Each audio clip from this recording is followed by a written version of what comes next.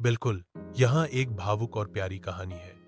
हिंदी में शीर्षक चांदनी सी बेटी। एक छोटा सा गांव था, पहाड़ियों की गोद में बसा हुआ।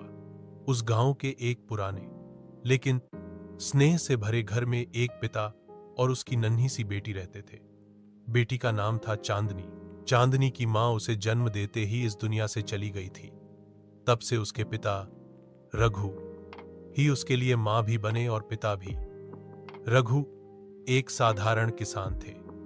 दिन भर खेतों में मेहनत करते और शाम को जब थक कर घर लौटते तो चांदनी की हंसी उनकी सारी थकान मिटा देती। चांदनी बहुत मासूम थी लेकिन समझदार भी। वह हर काम में अपने पापा की मदद करती, कभी पानी लाती, कभी उनके थके कंधों को सहलाती और कभी उनके साथ खेतों की बातों में अपने छोटे छोटे सपने जोड़ देती। गांव के सभी लोग चांदनी की तारीफ करते, कहते, रघु, तेरी बेटी तो तेरे घर की रोशनी है, एक दिन बड़ा नाम करेगी।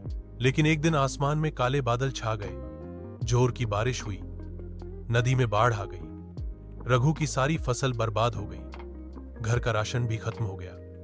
रघु टूट गया, आंसू उसकी आंखों से बहने लगे, लेकिन उसने कभी चांदनी के सामने खुद को कमजोर नहीं दिखाया। चांदनी सब समझ गई। उसने अपने छोटे हाथों से पापा का हाथ थामा और बोली, पापा, आप परेशान मत हो, हम मिलकर फिर से सब ठीक कर लेंगे। मैं हूं ना आपके साथ। उस मासूम सी आवाज में इतनी ताकत थी कि रघु की हिम्मत लौट आई। उसने फिर से खेत में मेहनत शुरू की। गांव वालों ने भी मदद की।